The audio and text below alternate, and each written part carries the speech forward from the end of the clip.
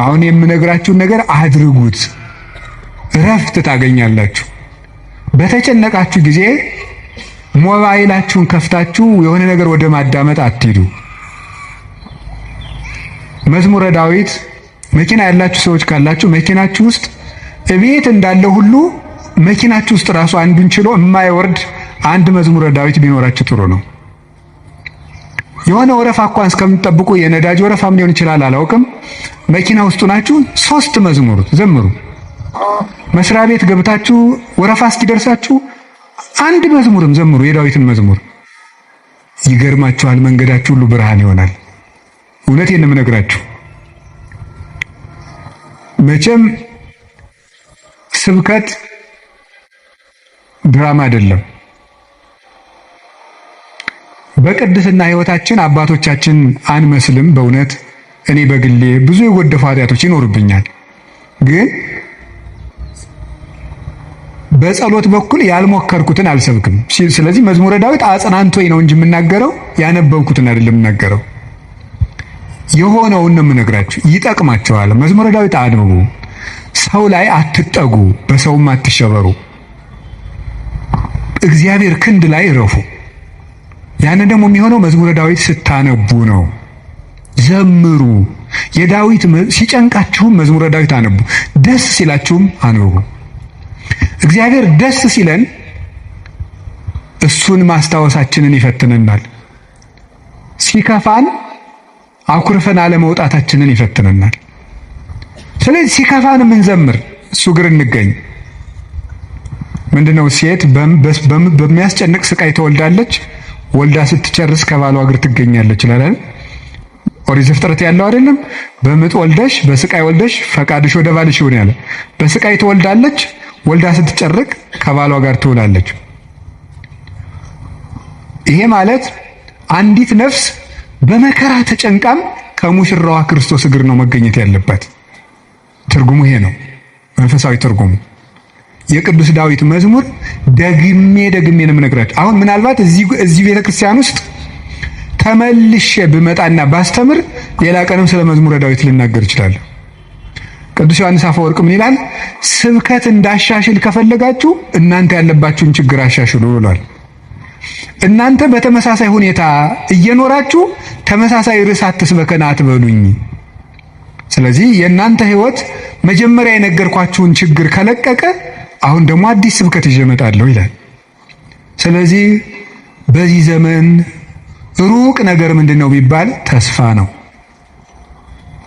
ተቆጥቼ መስበክን ያውን እየተውኩ መጥቻለሁ። ኑሮ ተቆጥቶት ይሄ ሰው ጦርነት ተቆጥቶት ምን እናርገው ብዬ ዝም ብዬ ተስፋ ነው የምነግራችሁ። እና ለተስፋ ደግሞ የቅዱስ ዳዊት መዝሙር ፍጹም መሰላል ነው። ምዕመናን ፈትኑና ውቀሱኝ። ማታ አንድ መዝሙረ ዳዊት ስድከሙ ከመተኛታችሁ በፊት እንደው 1 ሰዓት 2 ሰዓት 3 ሰዓት በቃ ከስልካችሁ ፍሪ መሆን አለባችሁ። ስለዚህ መዝሙረ ዳዊት አንብቡ። እግዚአብሔር ከእናንተ ጋር ይሆናል። ቅዱስ መቃርስ ምን ይል ነበር? ጌታዬና አምላኬ መጠጊያዬ ኢየሱስ ክርስቶስ ሆይ ይህንን ሌሊት የማድርበት ጉልበት የለኝም። ሌሊቱን እንዴት እንደማድር አንተ ታውቃለህ። አንተ ከኔ ጋር ሁን፣ በፈቃድህ አሳድረኝ ብሎ ይጸልይ ነበር። ስለዚህ የቅዱስ ዳዊትን መዝሙር ጸልያችሁ አንብባችሁ ተኙ። ማለዳችሁን እግዚአብሔር ማታውን የቀደሰ ሰው ማለዳውን ይቀድሳል። ማታችንን ካበላሸ ነው ማለዳችንም ይበላሻል። ማለዳችን ከተበላሸም ማታችን ይበላሻል። ማለዳም በመዝሙረ ዳዊት እንጀምር ሲሆን አንዳንድ መዝሙራትን በቃላችሁ አጥኑ። ስንት ነገር ተሸመድዶ የለ እንዴ? ሐሜት እኮ አሁን ስንት ሰው ያውቃል ሰው። እኔ እንደው አንዳንድ ጊዜ ይገርመኛል ሰው ወሬ እንዴት አድርጎ እንደሚይዝና ቃለ እግዚአብሔር አጥና ሲሉት ግን ወራ ይዘው ሐሜት ግን በ5 ደቂቃ ስንት ሐሜት ይሸመድዳል። አጥኑ መዝሙረ ዳዊት መጠጊያችሁን እግዚአብሔር አድርጉ። አንድ ሰውዬ ነበር የቅዱስ ዮሐንስ አፈወርቅን ሄዶ እንዲህ ያለው፣ መምህር ሆይ ምጽዋት መመጽወት እወዳለሁ፣ ስመመጸውት ደግሞ ስመሰገን ደስ ይለኛል። ስለዚህ ውዳሴ ከንቱ ካለበት ጽድቁ አይጠቅመኝም ማለት ነው። ምጽዋቱን ልተው ትላለህ ወይስ እንዴት ታላድርግ አለው። ተወው አለው። አይ ምጽዋቱን ተወው ካልከኝ ማነው ውዳሴ ከንቱን ተወው ካልከኝ ምጽዋቱን ምተዋለሁ አለው። በል እንግዲህ ከነ ውዳሴ ከንቱ መጹት አለው።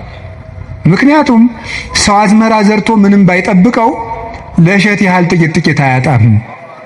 አንተም ከነ ውዳሴ ከንቱ ስጥ ዝም ብለህ እግዚአብሔር በረዴቱ ዋጋ አይነሳህም አለ። ስለዚህ እገሌ መመስገን ፈልጓል አትበል። ይፈልግ፣ እኛ ምን አገባን? ይፈልግ ማለት የፈለኩት ግን እውነተኛ ረዳት የተባለው በመርዳቱ የማይመካ እግዚአብሔር ነው። በመርዳቱ አይመካም። ገብቷችኋል አይደል? አንዳንድ ሰው ሱሪ ገዝቶ አቀማመጣችሁን ሁሉ ኦዲት ማድረግ ይጀምራል። ሱሪ ከገዛላችሁ አንተ ጭቃ ላይ ለምን ትቀመጥ የሚል ሱሪቱን እያየ ነው እሱ ስለገዛል ሊል ይችላል ነው። እኔ አላየው እንደዛ የሚያደርግ ሰው አይቻል አውቅም። እንደሱ ነው የምታደርገው የሚል ማለት ነው። በይፋ መከራ የሚያለ እውነት የሚመጻደቅ ኧረ እንረጋጋ። በማን ላይ ነው ለዚህ የበቃን? አናውቅህም። ውሃ ቀቅለህ የምታድር አልነበርክም የሚል ሰው አለ። እንደዚህ ጠቅ የሚያደርግ በነገር መርሽ። እግዚአብሔር እንደዚያ ባሽሙር አይወጋም ሰጠው ብሎ እውነተኛ ረዳቴ ነው ያለው እሱ ነው። እግዚአብሔር ሳይሰለች ይረዳል። ሳይሰለች ይረዳል። ሁልጊዜ ነው የሚረዳው። እግዚአብሔር ምንድን ነው የምትሉት? አንኮንዲሽናል ላቭ ነው የምትሉት መሰለኝ አሉ። የእግዚአብሔር ፍቅር ሁኔታ የለውም ማለት ምን ማለት ነው? ጥሩ ሰው በሆንኩ ቀን የረዳኝ እግዚአብሔር በረከስኩ ቀን አይተወኝም። ስለዚህ እግዚአብሔር እውነተኛ ረዳት ነው። ሰው ግን ቀን የጣለለት ጥሎ ይሄዳል። እግዚአብሔር እውነተኛ ረዳት ነው። ሁሉ ነገር ሲያልቅ ብቻችን ስንቀር አብረውን የሚቆም እሱ ነው። የእግዚአብሔር ቤተሰቦች እግዚአብሔር እውነተኛ ረዳት ነው ማለት እሱ ነው። መርጦ አይረዳም። እግዚአብሔር አሽቃብጡልኝ አይልም። አሁን እኮ በጣም እኔ እንደው አንዳንድ ጊዜ ይገርማል። አሁን ለምሳሌ ለቤተ ክርስቲያን እንኳን ሰው ስራ ለመስራት ትሪትመንት ይፈልጋል። እንዲህ ይባላል እኒህ አቶ ገሌ በእውነቱ ለዚህ ቤተክርስቲያን ዋና ቀኝ እጅ ናቸው ካልተባለ ደስ አይለውም። ይሁን ምን እንግዲህ እዚህ የዚህን ደብር አላልኩም፣ ኦል ኦቨር ዘ ወርልድ ነው። ገብታችኋል አይደለም? የዚህን ደብር ማለት ሳይሆን በቃ በአጠቃላይ ሰው ነው። ሰው እኔንም ጨምሮ ማለት ትሪትመንት በቃ ኮሚኒኬሽኗ ካላማረች ወይ አለቃው ወይ ሰባኪው ወይ መምሩ ገብረ ስላሴ ወለተ ስላሴ መጣችሁልን አልተባለ አይሆን።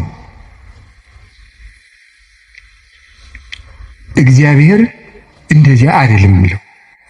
አሁን ዝም ብለህ መጥተህ እግዚአብሔር ሆይ ሳንል ዝም ብለህ እንዲሁ ቆም ብንል ይሰማል፣ ልብን ያዳምጣል እግዚአብሔር። እለተሰምዑ ለሆሳሰ ልብ። ቆይ በኋላ የኔታ ይሉላቸዋል መላከ ገነት። እኔ በዚህ በጩኸቱ ዓለም ስለሌለውበት እሳቸው ይሉልናል። ይሄ መልካ ሕማማትና በጣም ደስ ይለኛል። ስለ ሥላሴ የሚነገር ነውና እለተሰምዑ ለሆሳሰ ልብ።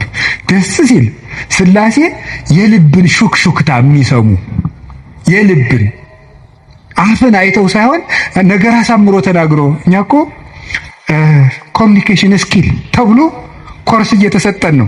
ሰው የሚወድልህ ወግ እንዴት አድርገህ ታዋጋለህ ነው ጨዋታው። መከራ አድርገህ ማዳመጥ አንዱ ስኪል ነው ምናምን። የሰዎችን ጥቅም አስቀድም፣ ምንትስ እንደዚህ በል፣ የቃላት ምርጫ ይኑርህ። እግዚአብሔር እንደዚያ ሳይል ቅጠሉ አድርገው ተናገሩ። ፍልስፍና ተምረዋል፣ ዲግሪ ያላቸው አነጋገር ይችላሉ። መግቢያው እንዴት ነው? ሀተታውሳ ኮንክሉዥኑ ጥሩ ነው አይልም። እግዚአብሔር ልብን ይሰማል። ልብን የሚሰማ እግዚአብሔር ነው። ሐና የሳሙኤል እናት ሐና ምንም እኮ ነገር አላለችም። በልቧ ነበር የምታተኮትከው። እግዚአብሔር የልቧን ነው የሰማት። እግዚአብሔር የልቧን ነው የሰማት። ሌሎችም እና እግዚአብሔር ልብን ያያል፣ ሰው ፊትን ያያል የተባለ ለዚህ። አንዳንድ ጊዜ እውነቴን ነው የምነግራችሁ፣ መታችሁ የምትሉት ከጠፋችሁ ብትችሉ ዝም ብላችሁ የአባታችሁ ቤት አላለ ቆሙ። ዝም ብላችሁ እዚህ ገብታችሁ ራሱ አንዳንድ ጊዜ ጭንቀት ይበዛና ቃላት ያጥርና ኃጢአት ይደራረብና አፍን መክፈት ያቅታል። ገብቶ ዝም ብሎ ቢቻል ማልቀስ ጥሩ ነው። እግዚአብሔር ከሺህ ቃላት አንድ ዘላላ እንባን ይወዳል። እዚህ ገብቶ ማልቀስ እና እግዚአብሔር እውነተኛ ረዳቴ ነው። ወረት የሌለው ትናንት ረድቶ ዛሬ ችል የማይል አፍ ላይ የሌለው በሌላ ፍቅር የማይወሰድ ወዳጅ የማይለውጥ ስንለወጥ የማይለወጥ አባት እግዚአብሔር ነው። ደግሞ የማይደክመው የማይሰለች ለሁሉም የሚበቃ አባት እግዚአብሔር ነው። እኔ ለምሳሌ አሁን እንዳንድ የቤተ ክርስቲያን መነኩሴ አሁን ለምሳሌ 3 ሰዎች ሊያነጋግሩ ቢፈልጉ 3 ሰዎች እንዳነጋገርኩ መሽቷል ደህና ደሩ የቤት እግዚአብሔር ይሄን ሁሉ ሰው በአንድ ጊዜ ይሰማል።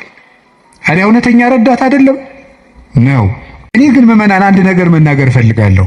እሱ ምንድነው? እኔ አሁን እግዚአብሔር ጸሎታችንን አልሰማን ያለ የሚመስለን በካህናት ላይ ያላችሁ እምነት እየቀነሰ ስለመጣ ነው። እውነት ነው፣ እኛ ኃጢአት እንሰራለን። ግን ኃጢአታችን ለራሳችን ትታችሁት እናንተ በእግዚአብሔር ብታምኑ ትጠቀሙ ነበር። ግን ነውር ለቃሚ ሆናችኋል። ከዚያ የተነሳ አትጠቀሙ። እኔ አሁን ሰሞኑን አይቻለሁ። የሄድኩበት ሀገር ገብቶ ይቀድሳል፣ ቀድሶ ሲወጣ ሲጋራ እያጨሰን የሚሄድ ቄሱ። አሁን የኢትዮጵያ ካህናት ይሄን ብታዩ አትሰቅሉንም? መሀል ከተማ ላይ ጳጳስ ሲያጨስ ነው አይቻለሁ። ጳጳስ እያጨሰ ምን ትላላችሁ እስቲ? አሁን ጳጳሱ ሲጋራ እያጨሰ ቡል እኔ ጳጳሳት ያጨሱ የሚለዋች አልናገሩም፣ እነሱም አይሰሙኝም ብል ራሱ እሱም አይሰሙም። የኛ ጳጳሳት እኔ አያደርጉም አይሰሙም። ግን ማለት የፈለኩት ሲጋራውን ቡል እያደረገ መተው እጁን ሳም አድርገውት ይሄዳሉ ምዕመናን። እኔ ባይኔ እኮ ነው ያየሁት። ትናንት ራሱ አይቻለሁ። ዛሬ ጠዋት ነው የገባሁት። እነሱ እንደዛ ነው የሚያደርጉት። እግዚአብሔር ጋር እንጂ ሰው ነውር ላይ አይደለም የሚጠረጠሩት። ጉልበታችን መምጣት ያለበት ወደ እግዚአብሔር እንድንጠቀም መጠጊያ ማድረግ ያለብን እግዚአብሔርን ነው። የዘመን ጉዳይ እንጂ ማንም ሰው ከእግዚአብሔር ተለይቶ የተጠጋበት አምባ ሁሉ አይረባውም፣ አይጠቅመውም። ከእግዚአብሔር የተጠጋ ግን ይኸው ኤልዛቤልን ታውቋታላችሁ አይደለም? ናቡቴን እንደዚህ አድርጋ አስገድላ፣ እሷ ግን በግንብ የተሰራ ምርጥ ቤት በዘመኑ ድንጋይ ተወርሮ የማይፈነቅለው ቤት በሙሉ ሰርታ፣ ሰረገላ የማይገባበት ቤት ፈርሳ፣ በጦር የማይወጋ ቤት ሰርታ፣ ይገርማችኋል፣ ገለው አውጥተው በመስኮት ነው እንዲያውም ጎትተው የጣሏት። ደሟንም ውሻ ነው የላሰው። መጽሐፍ ቅዱስ ይናገራል። ይሄ የሚያድን አምባ እግዚአብሔር። የሀብት አምባም አያድንም፣ የዘመድ አምባም አያድንም፣ የጦር የሰረገላ አምባም አያድንም። አንድ ሰው ብዙ ቀን ክፉ ነገር አልደረሰበትም ማለት መጨረሻው ያምራል ማለት አይደለም። ጽዋው ሞልቶ እስኪፈስ እግዚአብሔር ሊታገስ ይችላል። ትዕግስቱን የፈጸመለትና ሰው በቸርነቱ መጠቀም ያቃተውለት ግን የፍርዱን ጽዋ ይቀዳዋል። የሚያድን አምባ እግዚአብሔር ነው። እግዚአብሔር አምባዬ ነው፣ ተጠግቼ የማልፍበት የሚያድን አምባዬ እግዚአብሔር ነው። ዘመድም ስልጣንም ወገንም የጓደኛ ብዛትም መሳሪያም አያድንም። የሚያድነው እግዚአብሔር ነው። ለዚህ ነው ኃይሌ ወፀወኔ ብሎ ወመድኃኔ የጨመረበት። የሚያድን አምባዬ አምላኬ ረዳኤ ወቱ የከልቦቱ ፈጣሪ እውነተኛ ረዳቴ ነውና እታመንበታለሁ። እውነተኛ ረዳቴ ነው ብሏል። እውነተኛ ረዳቴ ነው ሲል እውነተኛ ረዳት ማለት ምን ማለት ነው? እውነተኛ ረዳት ለምሳሌ አሁን ሰው እንጀራ አብልቶ እያበላ ብር ሰጥቶ ብር የሰጠውን ሰውዬ ቪዲዮ ይቀርጻል። ልብስ አልብሶ ቪዲዮ ይቀርጻል። አሁን ደግሞ በእነዚያ ሰዎች ላይም አትፍረዱ። እንደዚህ ስላችሁ አንድን የቤተ ክርስቲያን አባት በጣም ትልቅ ሰው ቢሆን ሁልጊዜ ከሌሊቱ 6 ሰዓት ብትደውሉበት አንተ ስራ የለህም፣ ስራ አትይዝም፣ በሰዓት ይደወላል ሊሉ አይችሉም ይላሉ። እግዚአብሔር መንፈቀ ሌሊት ብንጠራው አለ። እግዚአብሔር ሊነጋ ሲል ብንጠራው አለ። እግዚአብሔር የትም ሆነን ብንጠራው አለ። ገደል ውስጥ ብንጠራው አለ። የረከሰ ቤት ውስጥ ሆነን ብንሰራው ምንድነው ሌሊት በምንጣፌ ላይ ሳለው ነፍሴ የወደደችውን ፈለግኩት ይላል መኃልየ ሰሎሞን ላይ። እና ይሄን ምንጣፍ የሚለውን ሊቃውንት ሲተረጉሙ ይላሉ በኃጢአት አልጋ ውስጥ ተዘፍቄ ሳለው ፈጣሪዬን አሰብኩት። ውድቀት ውስጥ ሆነን ብንጠራው እግዚአብሔር ይሰማል። እግዚአብሔር እውነተኛ ረዳቴ ነው ያለው ለዚህ ነው ምእመኔ ወቀርነ ሕይወቴ፣ የምታመንበት የሕይወቴ መመከቻ ቀንድ እግዚአብሔር ነው። ሰው በጽዋይ ክወል እግዚአብሔር እድህንም ጸሬ፣ ፈጣሪ እግዚአብሔርን በጠራሁት ጊዜ ከጠላቶች እድናለሁ። ይህንን ይዞ ሰሎሞን የእግዚአብሔር ስም የጸና ግንብ ነው ይላል። መጠጊያ የእግዚአብሔር ስም ነው። የእግዚአብሔር ስም ሲጠራ፣ እግዚአብሔር የሚል ስም ሲጠራ ምድርና ሰማያት ይደነግጣሉ። ኢየሱስ የሚል ስም ሲጠራ ምድርና ሰማያት ይደነግጣሉ። ፊልጵስዩስ ምዕራፍ 2 ላይ አለላችሁ ከመለስሙ ለእግዚእነ ኢየሱስ ክርስቶስ ይስግድ ኩሉ ብርክ ዘውስተ ሰማይ ወዘውስተ ምድር ወዘበታሕተ ያለ ምድር። ለኢየሱስ ክርስቶስ ስም በሰማይና በምድር ከሰማይ በላይና ከምድር በታች ያለ ጉልበት ሁሉ ሊንበረከክ ይገባል። ለአንድ መነኩሴ ገዳም ሲገባ ከሚሰጠው ትምህርት አንዱ የኢየሱስ ክርስቶስን ስም መላልሰ መጥራትን አታቋርጥ ነው የሚባለው። የኢየሱስ ክርስቶስን ስም ኢየሱስ ክርስቶስ ጌታዬ ኢየሱስ ክርስቶስ ሆይ ማረኝ ብዙ ቀን እናገራለሁ። እንዲህ ኢየሱስ ክርስቶስ የሚለው ስም ዝም ብሎ የሚቀር ስም አይደለም። ዲያብሎስ የሚፈራው ኢየሱስ የሚለውን ገና ሳይጨርሰው ቅዱስ እንጦንስ ነበር የከበቡት አጋንንት የተበተኑት። በገድለ ቅዱስ እንጦንስ እንደተጻፈ ክርስቶስ ኢየሱስ አማኑኤል እግዚአብሔር ብሎ መጥራት ዝም ብሎ አይደለም። በፍቅር ጥሩት፣ ጉልበት ይሆናቸዋል። ስለዚህ ጉልበቴ ሆይ እወድሃለሁ ያለው ከዚህ የተነሳ ነው። የእግዚአብሔርን ስም በጠራሁት ጊዜ ከጠላቶች እድናለሁ። ፈሪ አትሁኑ፣ ጠንቋይ አትሁኑ። ውሸታም ነው ጠንቋይ፣ አትፍሩ። ምናልባት እደግምባችኋለሁ ምናምን ቢል ምንም አትፍሩ። አሁን ይሄ ድሮማ ምን ያደርገ ይሄ ጠንቋዩ ሁሉ ጨው በቂጣ ቅቤና በርበሬ አንድ ላይ ሆኖ በገጠር በነገራችሁ ላይ ጨው የሚባል በርበሬ ነው እና በጣም ይገርማል። እና በጨው እንጀራ በላው ካልክ ሳልት አይደለም እንትን ነው በርበሬ ነው። እና በጨውና በቅቤ ተቀብቶ ቂጣ ያንን ያዞሩና አጋንንቱ ምናምን ብለው ደጋሞት ቱቱቱ ብለው መንገድ ላይ በቃ እያማተበ መብላት ቄስ ተማሪ ተመስገን ይላል። በዝማው ነው ግጥም አድርጎ ነው አረ የሰይጣን እንጀራ የለውም። ማን አባቱ ነው ለሰይጣን እንጀራ የሰጠው? ይክርፋታም ድሃ ምንም የለውም። ማምላክ ሰይጣን ደግሞ የት አባቱ ነው እንጀራ ያለው? ደግሞ እሱ መቼ የቆፈረውን መቼ የፈጠረውን እንጀራ ነው። እንጀራን ለሰይጣን አትስጡ፣ ለምንም አትስጡ። አትደንግጡ። በእስራኤል ላይ ጥንቆላ በያዕቆብ ላይ ሟርት አይሰራም አይደለም ነው የእግዚአብሔር መጽሐፍ እንደዚህ ነው። የእግዚአብሔር ስም የጸና ግንብ ነው። እኔ ሁልጊዜ እናገራለሁ፣ የካህናት ስልጠና ስሰጥም እናገራለሁ። ምናልባት ድግምት የሚችል ሰው ካለ ጀግና እለዋለሁ፣ ይድገምብኝ ብያውቃለሁ። አሁንም ይቻላል። እንደ ወንድ የሆነ ጀግና በዓለም አለ የተባለ ጠንቋይ ይድገምብኝ ብያውቃለሁ። ይኸው አሁንም የምትሰሙ ካላችሁ ድገሙብኝ። እኔ በጌታችን በመድኃኒታችን በኢየሱስ ክርስቶስ ስም ፍጹም አምናለሁ። ምግባሬ ከሰው ድሃ ልሆን ይችላል። በክርስቶስ ስም ግን ቀልድ የለም። ስሙን በስመ አብ ወወልድ ወመንፈስ ቅዱስ በጠራሁት ጊዜ ውዬ ባድር አንዳች እንደማይዞረኝ አምናለሁ። እውነቴን ልነግራችሁ አሁን እኔ ሰው በጫማ ይደገምበታል በምናምን ይችላል። እኔ ጫማዬን ትቼው ነው የምመጣው፣ ውጭ ትቼው ነው የምገባው። መድገም ይቻላል። 4 ነጥብ። ምንም አልሆነም። እናቱ ድንግል ማርያም ለኔ መጠጊያዬ ናት። በእናትነቷ ምንም ቢሆን ከሷ አቅፍ እጠጋለሁ። እንደዛ ከሆነ ደግሞ ምንም ሊሆን አልችልም። ስለዚህ አባ ጊዮርጊስ የተናገረው ሁልጊዜ የምወደው ቃል አለኝ። ለመኮነ ሰማይ መድሄ ወምድርኒ ማይረጸ እመተጣበቁ ለሐሪጾቴ ምንተ እንከ ይረስዩኒ ለማ አንቲ ምስሌ።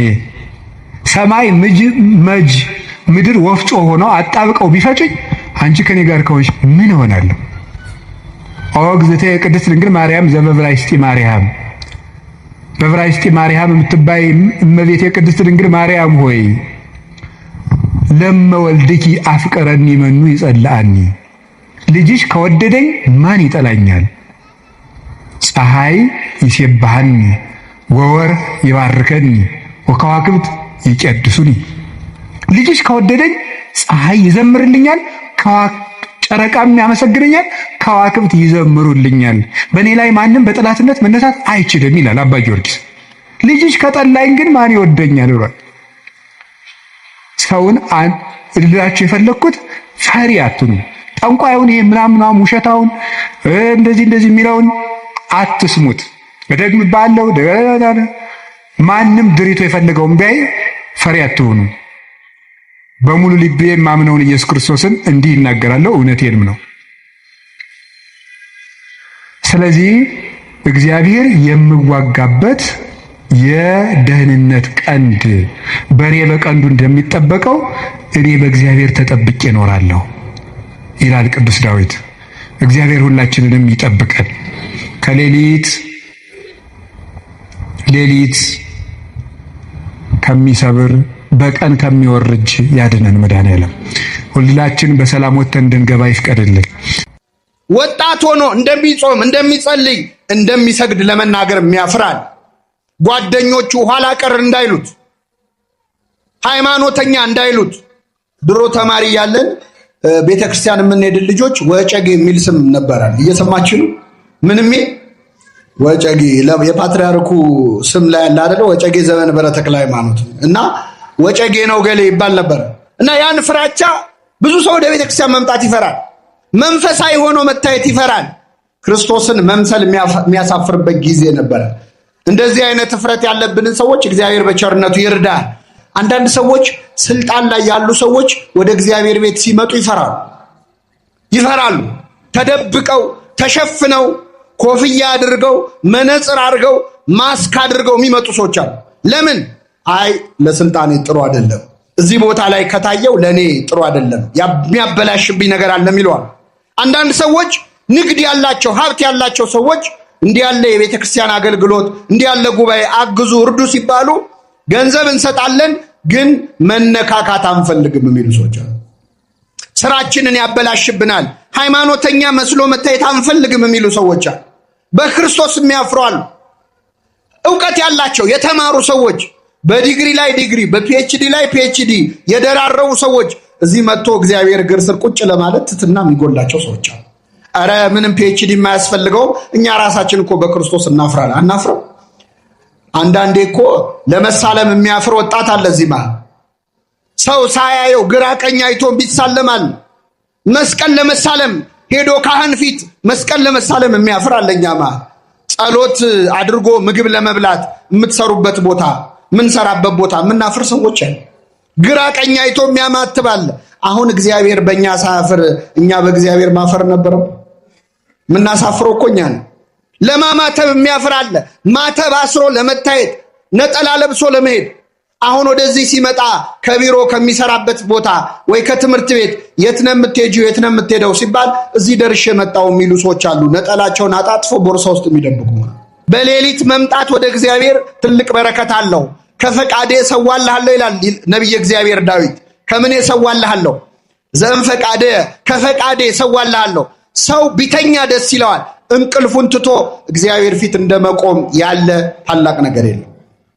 ከኖህ መሐኬት ነቅተን ከኃጢአት እንቅልፍ ነቅተን እግዚአብሔር ፊት መቆም ትልቅ ጸጋ ትልቅ በረከት አለ።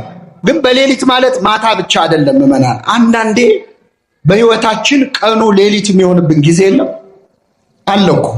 ዙሪያው ገደል የሚሆንብን የሚጨልምብን ተስፋ የምንቆርጥበት ሰዓት አለ አይደለም? ስለዚህ በጨለመብን ሰዓት ዙሪያው ገደል በሆነብን ሰዓት መምጣት ያለብን ወደ ማን ነው? ወደ ክርስቶስ ነው። በሌሊት ወደ ኢየሱስ መጥቶ ነበር ይላል። አምላካችን በሌሊት አምላካችን በጭንቀት ሰዓት ወደሱ የምንመጣበትን ኃይል ብርታት በቸርነቱ ያድለን።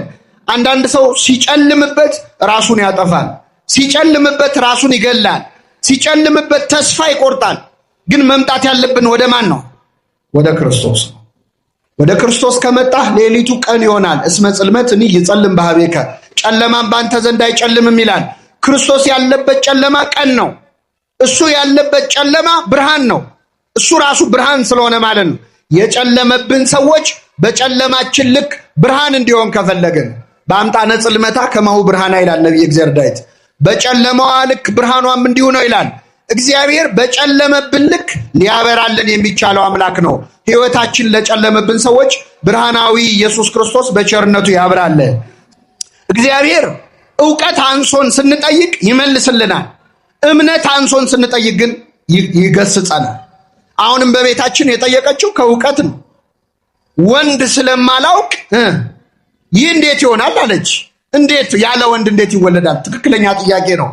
መንፈስ ቅዱስ ይጸልልሻል፣ የልዑል ኃይልም ያድርብሻል ስትባል እንደ ቃል ይደረግልኝ ብላ ተቀበለች።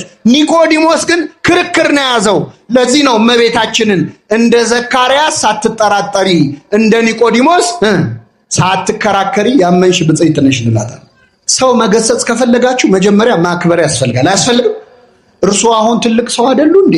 አንቺ ስንት ነገር የምታውቂ ልጅ አይደለሽ እንዴ ብላችሁ ብትቆጡ ሰው ይሰማቸዋል። እኛ ችግራችን በስድብ ነው የምንጀምረው። አንተ እኮ አይገባም ብለህ ጀምረህ እንዴት ይሰማሃል? እስቲ ዓለም ልሞ መገሰጽ ማለት ንግግሩ አይደለም። ንግግራችሁ በጨው እንደተቀመመ ይሁን ይላል ክርስቶስ። በምን እንደተቀመመ? እኔ አንድ ቀላል ጥያቄ ልጠይቃችሁ፣ ወንዶቹን መልሱልኝ።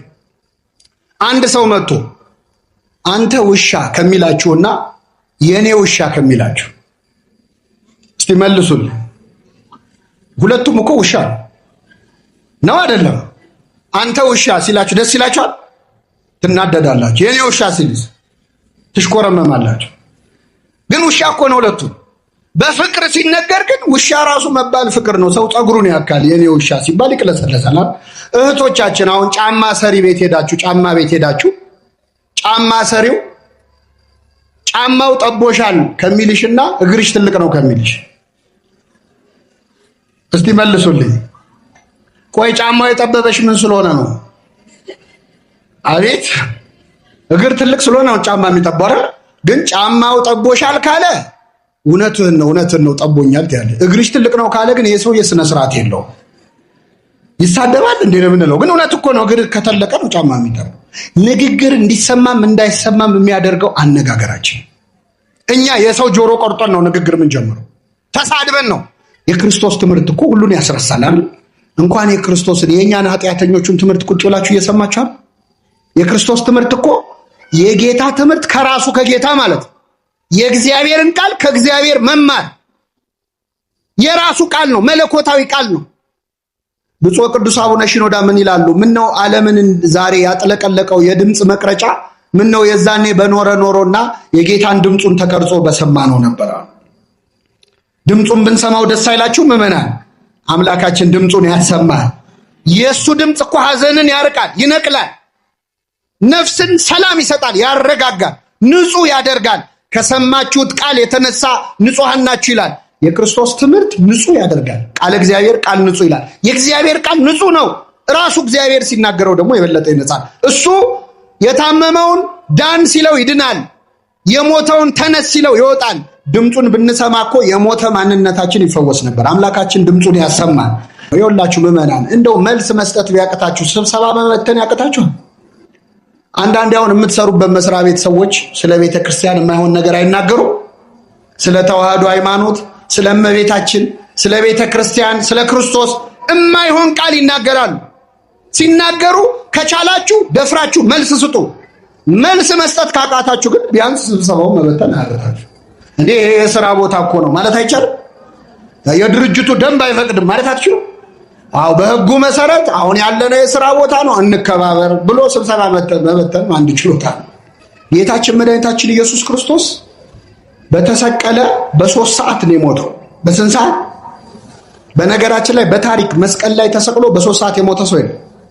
መስቀል ላይ የሚሰቀሉ ሰዎች እስከ 5-6 ቀን ሁሉ ይቆያሉ፣ አልሞት ይላሉ። እና እንዲሞቱ የተፈለገው ያን ቀን ሰንበት ስለነበር አጽማቸውን መቅበር ስለማይቻል መጡና በግራና በቀኝ የተሰቀሉትን ወንበዴዎች እግራቸውን ሰበሯቸው።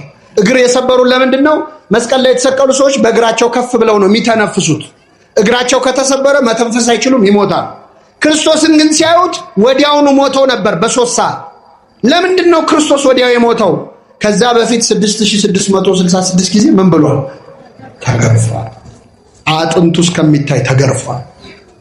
በሾለ የአይሁድ መግረፊያ እኮ የሮማውያን መግረፊያ አጥንት የሾለ አጥንት አለው፣ እሾህ አለው፣ ብረት አለው፣ የብረት ቁርጥራጮች አሉ።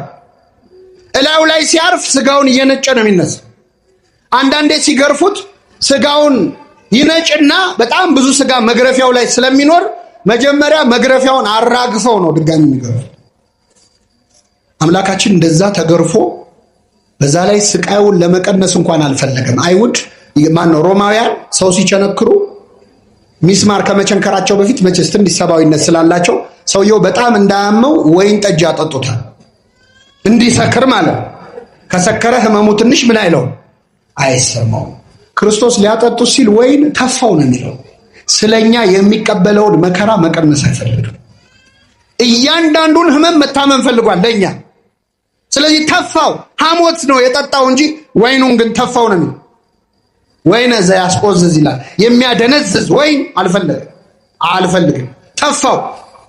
ስለዚህ ክርስቶስ በዛ ሁሉ ስቃይ ላይ ሆኖ በ3 ሰዓቱ ሞተ። ክርስቶስ በተሰቀለ ሰዓት ሐዋርያቱ በዛ አልነበሩ ከዮሐንስ በስተቀር። አንደኛው ሐዋርያ በ30 ብር ሸጠው፣ ሌላኛው 3 ጊዜ ካደው፣ ሌሎቹ እግሬ አውጪኝ ብለው ጠፉ። ዘመድ አልነበረውም ክርስቶስ። ዓርብ ዕለት ባለቅኔው ምን አሉ? አልቦ ዘመድ ጊዜ ተዋርዶ ወይ ከውን ባይደ ጊዜ ተዋርዶ ዘመድ። በመዋረድ ቀን በሉ እስኪ ዘመድ የለም። አዎ በክፉ ቀን ዘመድ አለ። የደስታ ቀን የሚያጅቡን ሰዎች ባለን ጊዜ አይዞ የሚሉን።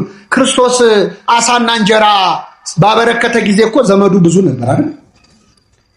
ያን አሳና እንጀራ እየበሉ እንደውም ጭራሽ ሲጠፋባቸው መምህር ሆይ የት ሄደህ ጠፋ እያሉ እኮ ሲፈልጉት ዋሉ ይላል ዮሐንስ ወንጌል ምዕራፍ 6 ላይ። መምህር ሆይ የት አደርክ ሲሉት ነበር። የጠገቡ ቀን ሁሉም ወዳጆቹ ናቸው። አሳና እንጀራ ሲያበራ ፊቱ እንደ ፀሐይ ሲያበራ በታቦር ተራራ ላይ ጴጥሮስ፣ ዮሐንስ፣ ያዕቆብ በዚህ መሆን ለኛ መልካም ነው ሲሉ ነበር። በቀራንዮ ግን በዚህ መሆን ለኛ መልካም ነው አላሉ። እግሬ አውጪኝ ብለው ጠፉ። ብቻውን ነበር ክርስቶስ፣ ዘመድ አልነበረውም። ሁላችሁ ብቻዬን የምትተውኝ ሰዓት ይመጣል ብሎ ነግሯቸው ነው። በጭንቀት ሰዓት ክርስቶስ ብቻውን ነበረ። አሁን እዚህ መሃል እኔ ንስሐ አባቴ ገላምጡኛል፣ በደንብ አይንከባከቡኝም፣ እኔ እሳቸውን መለማመጥ ሰለቸኝ ብሎ ከስጋው ደሙ የሚርቅ ሰው አለ። ለክርስቶስ ስጋና ደም ምዕመናን አይደለም ካህን ቀርቶ ጲላጦስ የሚለመናል። ጲላጦስ እኛ እንኳን የምንለምነው ካህናቱንም አለ ራሱን ክርስቶስ ነው። ስጋህን ደምህን ለሕይወት እቀበል ዘንድ ስጠኝ እያለን የምንለምነው አምላካችን ስጋውን ደሙን ለሁላችን ይስጠን። ሰው የሚክደው እኮ በመከራ ቀን ነው አይደለም? ነው አይደለም? አሁን እዚህ ጉባኤ እየተማርን አድርገውና እንደው የሆነ አደጋ ጣዮች መጥተው ቤተክርስቲያኑን ከበው አንድ ሰው ከዚህ እንዳይወጣ እንገላቸዋለን ቢሉ አይዟችሁ ቁጭ በሉ እዚሁ ብላችሁ ትቀመጣላችሁ? እኔም ካልኩ ነው። እኔ ጉባኤ ብለው ጠርተውኝ ነው ምንም አውቀው ነገር የለም ልል ይችላል። ሁሉ ጻድቅ በጊዜ ርቱ ይላሉ አባቶቻችን። በሰላም ጊዜ ሁሉም ጻድቅ ነው አይደለም? ነው አይደለም? እንግዳ ባይኖር ሁሉም ሴት፣ ዝናብ ባይኖር ሁሉም ቤት ይባላል። ሁሉም ቤት እኮ ዝናብ ከሌለ ያፈሳል። ማፍሰሱ የሚታወቀው መቼ ነው? ሁሉም ሴት እንግዳ ካልመጣ እኮ ባለሙያ ነች አይደለም? እንግዳ ሲመጣ ነው ጉዱ የሚወጣው። መከራ ሲመጣ ነው ክርስትና እኮ የሚታወቀው። አልክድም ያሉ ክደዋል እኮ። አልክድም ጌታ ወይ ያሉ ክደዋል። አላውቅም ብለዋል። ወአዲ ኢታውቀ ለነ ከመምንተን ከውን። ወንድሞች ሆይ ዛሬ የእግዚአብሔር ልጆች ነን፣ ነገ ምን እንደምንሆን ገና አልተገለጠም። ቆመን በመሰከርንበት እንክደው ይሆን? የሚያውቀው ማን ነው? እግዚአብሔር። ድሃውን ካለበሳችሁ ማን እንዳለበሳችሁ ነው? ክርስቶስ። ቅዱስ ኤፍሬም ሶርያዊ በሶርያ ከተማ በሌሊት ይወጣና ከተማዩን እየዞረ የሞተ ድሃ ካለ ይፈልጋል። ሬሳ ሲያገኝ ይገንዘዋል። ይገንዘውና ሲመለስ ዛሬ ክርስቶስን ገነዝኩት ይላል። ዛሬ ጌታዬን አለበስኩት። ለነዳያን ካረግነው ለማን እንዳረግነው ነው የሚቆጠረው? ለክርስቶስ እንዳረግነው ነው የሚቆጠረው። አሁን እኛ በር ላይ ጥለን መተን እኮ ነዳያን እየለመኑን ገብተን ቤተክርስቲያን ውስጥ ጧፍ እናበራለን፣ ሻማ እናበራለን። ድሃውን ረግጠ ገብተ መቅደስ ገብተ ሻማ ብታበራ የድሃው እንባ ያበራኸውን ሻማ ያጠፋዋል ይላል። ያጠፋዋል። ድሃውን ረግጠ ከሄድክ ማለት ክርስቶስ በድሃ ውስጥ አለ የለም? አዎ አባ ቢሾይ የተባለ አባት ያደረገውን ልንገራችሁ። አባ ቢሾይ የመጣ የሄደውን ሰው እግር ያጥብ ነበር። ስራው በቃ እግር ማጠብ። ከኔ ጋር ናችሁ ምዕመናን? ጉድጓድ አለችው። እኔ እግዚአብሔር ፈቅዶልኝ ተሳልም ያለው እናንተንም ለመሳለም ያብቃችሁ። ያቺ ጉድጓድ አለች አሁንም ግብጽ ውስጥ እና ጉድጓድ ውስጥ ያጥባል። አጥቦ ሲጨርስ የእንግዳውን እግር ይስማል አይደል? አሁን ቀረ እንጂ እኮ ድሮ ባህላችን እንደዚህ ነው። እግር ይታጠባል፣ ከዛ ምን ይላል? ይሳማል። ከዛ አንድ ቀን እግር አጥቦ የሚስመው ቢሾይ አንድ ቀን እግር አጠበና የሆነን ሰውዬ እግሩን ሳመው። ከኔ ጋር ናቸው? እግሩን ሲስመው እግሩ ላይ በሚስማር የተበሳ ነገር አየ። እግሩ ተቸንክሯል። ማን ነው ማለት ነው? ቀና ብሎ ሲያየው ክርስቶስ ነው። ከዛ ሰገደለት፣ ክርስቶስ ተሰወረ። ስለዚህ ያን ቀን እግሩን ያጠበው የማንን እግር ነው? ደስ አለው። የክርስቶስን እግር እጣቢ ብታገኙ ምን ታረጉታላችሁ? በቃ ጠጣዋለሁ ብሎ ሊጠጣ ጀመረ። ከዛ ደቀ መዝሙሩ ሲመጣ እግር እጣቢ እየጠጣ ዘገነ ነው። ጭራሽ ብለብለ እግር እጣቢ መጠጣት ጀመርካ? ና ጠጣ አለው። ኧረ ዞር በል ላንተም ቀፎኛል። ተው ጠጣ። በሶስተኛው እምቢ ሲለው ጌታዬን አጠብኩት የእሱን እግር እጣቢ ነው አለው። ኧረ አምጣው ልጠጣ ሲል እጣቢው በኖ ተኖ ጠፋ። ከዛ መነኮሳቱ ሰሙ። እንዲህ አባ ቢሾይ እግር አጠበ የክርስቶስን ለእኛ የሚገለጥልን ብለው መጥተው ተሰብስበው ነገሩት። ቅዱሳን የዋህ ናቸው፣ ምቀኝነት የለባቸውም። ደረቱን እየደቃ ለእኔ ለኃጢአተኛው ታይተ ለእነዚህ ለመነኮሳት ለምን ለማትታያቸው? ጌታ ሆይ ተገለጽ አለ። ጌታችን ተገለጸና እሁድ ጠዋት ተራራ ጫፍ ላይ ወጥተው ይጠብቁኝ ይገለጽላቸዋል። ታጥነው ተዘጋጅተው በጠዋት ተነስተው እሁድ ከቅዳሴ መልስ ተራራ መውጣት ጀመሩ። ማንን ሊያዩ? ክርስቶስ። ከዛ እየወጡ እያለ አንድ ነዳይ ቁስል በቁስል የሆነ ድሃ እባካችሁ እኔም ከፈወሰኝ ጌታ ሊያዩ ይዛችሁኝ ውጡ አለ። ኧረ ተው ይህን ተራራ እኛ ራሳችንን መውጣት ከብዶናል፣ ጭራሽ አንተን ተሸክመንም አይሆንም፣ ዞር በላሉ። አባ ቢሾይ ሲያየው ይህ ድውይ ያለቀሰ ነው፣ ጌታ ቢያገኘው ይፈውሰዋል አለና ና በቃ ብሎ በትከሻው አዘለው ማለት እንኮኮ አድርጎ ይዞ ተራራውን መውጣት ጀመረ። ከኔ ጋር ናችሁ? ሲወጣ የሰውየው ክብደት እየጨመረ መጣ። ሲወጣ አሁንም ክብደቱ እንደ ሰውየ ኪሎ እየጨመረ ነው እንደሚመጣው ብሎ ቀና ብሎ ሲያየው ክርስቶስ ራሱ። ሰማይና ምድር የማይሸከሙን እኔ እንዴት እሸከማለሁ አለው። ክርስቶስ ባርኮት ሄደ። እነዛ ሰዎች ውሰዱኝ ሲላቸው ጥለው የሄዱት ማንን ነበረ? ክርስቶስን ነበር። ክርስቶስን ከፈለጋችሁ ቤተክርስቲያን በር ላይ ካሉት ነዳያን አንዱ ሆኖ ታገኙታላችሁ። እሱን ረግጠን ወጥተን ነው እዚህ ማረን የምንለው። ለዚህ ነው ቅዱስ ዮሐንስ አፈወርቅ መቅደሱን በእንቁ በጌጥ በወርቅ ታስጌጣላችሁ፣ ክርስቶስ ግን እርቃኑን ሆኖ አይታችሁ ረግጣችሁ ታልፋላችሁ። ድሃው ሲለምን ጥለው ስታልፍ ክርስቶስንም አንተ ስትለምነው አልፎ እንደሚሄድ ወቅ ይላል።